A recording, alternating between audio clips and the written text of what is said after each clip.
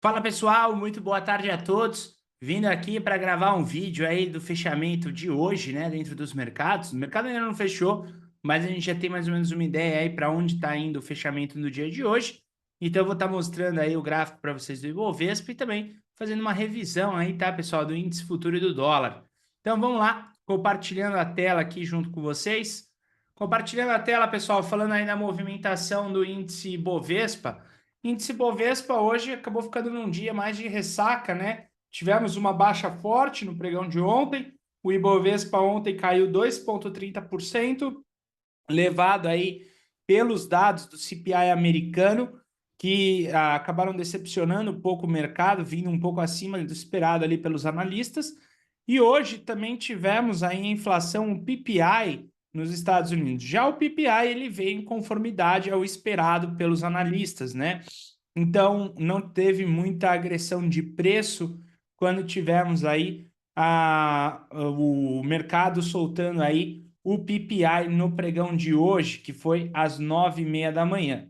Então, só para vocês terem uma ideia, o núcleo do PPI na base anual ficou em 5,6%, e o PPI de julho foi revisado de uma queda de 0,5% para 0,4%, né?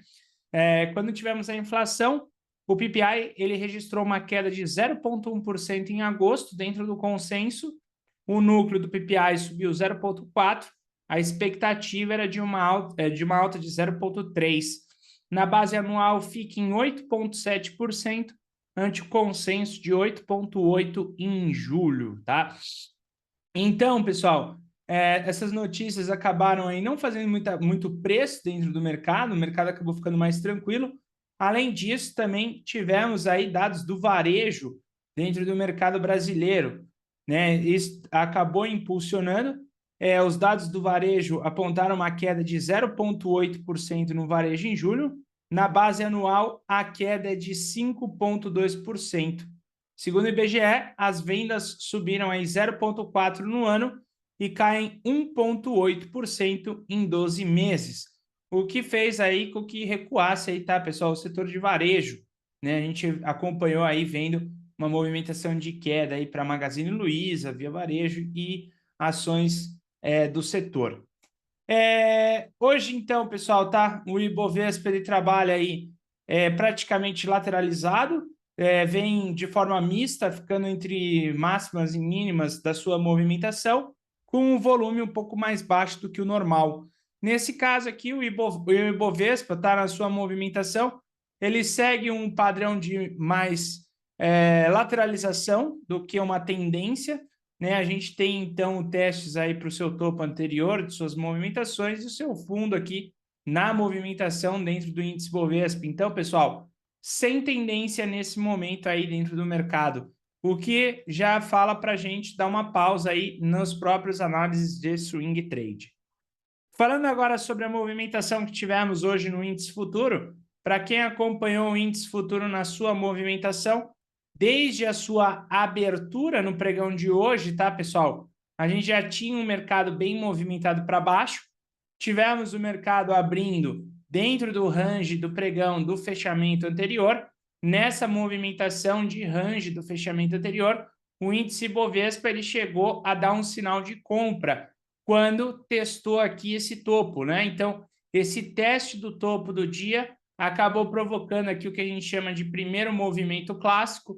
Nesse primeiro movimento clássico, você tem o padrão de entrada a partir da violação no candle 1, o stop no candle 3, o candle 3 tem máxima e mínima menor que o candle 2, o candle 1 dá a entender uma barra de ignição, não das melhores, porque barras de ignições, boas barras de ignições, elas são acompanhadas por uma sequência de pelo menos duas barras, mas deu a entender aqui esse primeiro movimento, projetamos aí o alvo para cima dessa movimentação e nesse exato instante onde ele rompeu, um minuto depois, nós tivemos a saída aí dos dados do PPI nos Estados Unidos, né? E acabou levando ele para baixo aqui dentro do índice Bovespa, estopando aí esse movimento desse pivô de alta, tá? Para quem gosta assim de acompanhar mais a notícia, espera a notícia sair para não pegar, se não ser pego de surpresa no mercado, essa movimentação no índice futuro poderia ser evitado aí por um contexto de stop. E logo depois, na sequência do índice futuro, ele acabou tendo uma movimentação um pouco mais lateralizada entre o seu movimento de topo e o seu movimento de fundo aqui deixado. E nessa movimentação, nós acompanhamos esse movimento até que ele deu o rompimento da mínima. Esse rompimento da mínima não tinha um pullback prévio, mas nós, dentro do projeto 10%, fomos para o gráfico de 2 minutos nesse instante. E no gráfico de 2 minutos, nós pegamos aqui esse pivô de baixa. Projetamos esse pivô aqui para baixo, ele deu o primeiro alvo e logo na sequência deu uma saída no 0 a 0. Até então, a gente percebeu que o mercado aqui ele estava ficando de forma lateral e sem uma sugestão indicada aí para operações. Aí a gente viu na movimentação ele voltando para testar esse topo. Como a gente tinha um mercado numa situação mais lateralizada, descemos para o time frame de 2 minutos e tentamos aqui pegar uma venda pelo 2 minutos com a perda desse candle 46. Infelizmente, esse trade acabou sendo estopado na sequência. A gente tentou fazer um ajuste fino para tentar pegar o mercado de forma de sua lateralização. O mercado vinha trabalhando de forma lateral, então a gente tentou se adequar a uma lateralização de mercado. Esse trade acabou aí gerando mais um stop aí do movimento do índice futuro. Voltamos ao gráfico de 5 minutos e no gráfico de 5 minutos, dentro dessa movimentação, nós percebemos a ruptura desse topo.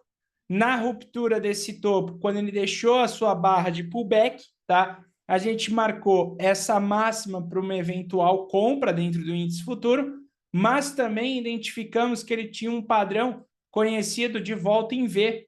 Volta em V, quando eu tenho essa agressividade aqui para cima, a mínima do candle 24, o candle 25 ele tem a sua máxima e a sua mínima maior que o candle anterior.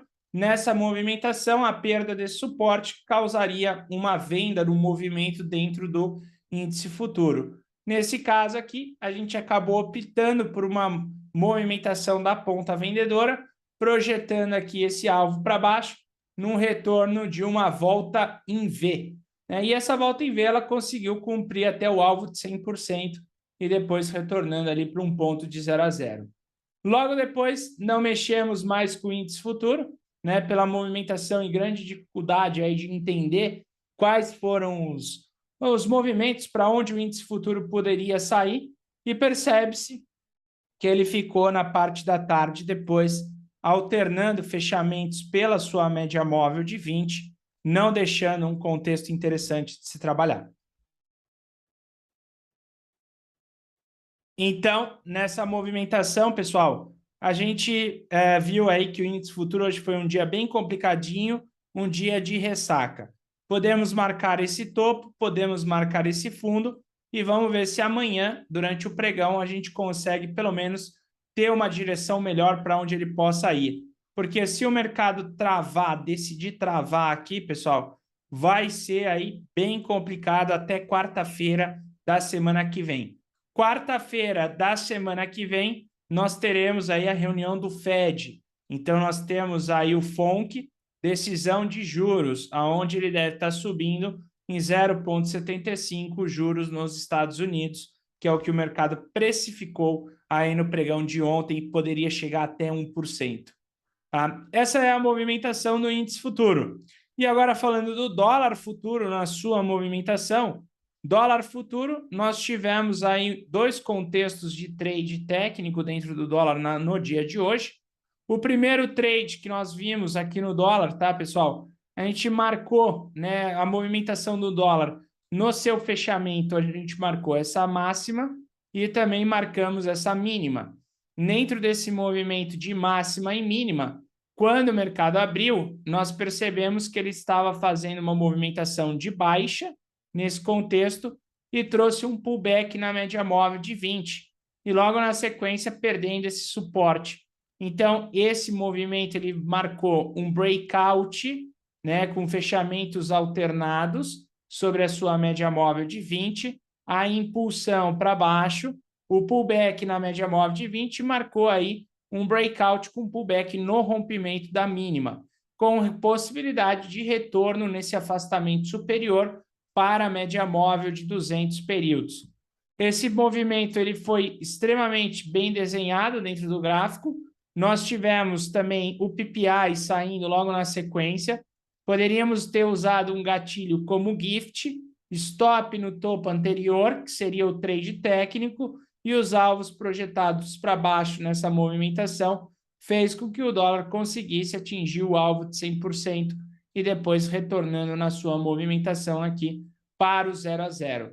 Então, nessa movimentação do dólar, a gente percebeu essa queda de forma técnica. E logo depois, na sequência do dólar, nós tivemos ele retornando aqui na sua movimentação para o lado positivo, abrindo um contexto de volta em V, mas nessa volta em V, a única coisa indicada seria um pablito da sua movimentação por estar na região de 50% de retração de Fibonacci depois de uma movimentação de queda. Fora isso, nós não tivemos nenhum contexto dentro dele para tentar surfar nessa movimentação para cima. Então, foi uma movimentação para um trade bem subjetivo. Nesse movimento dele, de forma subjetiva, nós estávamos acompanhando ele por uma possibilidade de um pivô de alta, onde ele teve impulso, correção, movimentação para cima. Só que ela não conseguiu surtir efeito. A gente não colocou a volta em V aqui nesse candlestick por causa da média móvel de 20, até que ele fez um pullback, e aí sim nós marcamos esse suporte do candle 22 e colocamos uma abertura de venda na perda desse suporte. O stop deixado pelo topo anterior na sua movimentação e projetamos o alvo desse pivô de baixa aqui para movimento de correção no dólar. Deu um pouco de trabalho, mas em nenhum momento ele chegou num ponto de stop, até que conseguiu bater um alvo, trazendo aí o stop pela média móvel de 9, ele conseguiu voltar mais ainda para baixo, mas aí daria uma saída na região do 0 a 0. Esse foi o trade técnico aí dentro do dólar futuro, e logo depois, na sequência desses trades aqui para o dólar futuro, pessoal, ele ficou bem mais difícil de se trabalhar, né? Podemos ver aqui pelo gráfico que depois, na sequência, até deixou um pivô de alta aqui de reversão.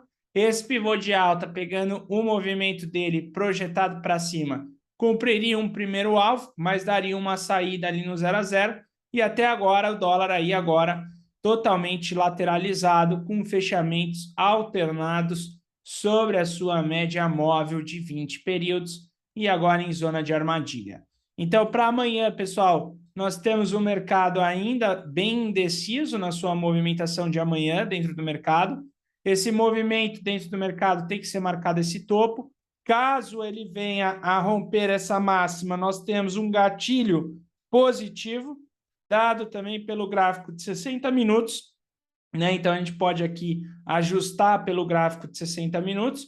Ajustando essa movimentação, nós temos a impulsão, o pullback pela média móvel de 20 e o possível acionamento desse pivô. Além disso, tá olhando aqui o gráfico diário dentro do dólar, caso ele venha a romper aqui, pessoal, essa máxima, né? A gente pode projetar esse movimento de barras aqui para o lado positivo, para ver ali que ele tem a chance de voltar ali para uma região do 53,69. E também olhando aí o gráfico semanal do dólar futuro nessa movimentação, por enquanto nós não temos aí uma direção clara de sua movimentação. Ele vem trabalhando dentro de um range, esse é o range do gráfico aqui do dólar semanal, onde ele fica entre o movimento ali perto de 5 e 5,20 a 5,30. Então, o dólar aqui, pessoal, estacionado, né? Uma movimentação um pouquinho mais difícil. A gente que vem operando day trade no dólar diariamente percebe essa dificuldade para o dólar de acompanhar ele no dia a dia. Então, temos que esperar aí até que esse movimento seja rompido de fato e ele consiga sair numa boa movimentação, ok? Bem, basicamente aí, pessoal, era isso, né? Vamos ver como que o mercado vai reagir aí para os próximos pregões.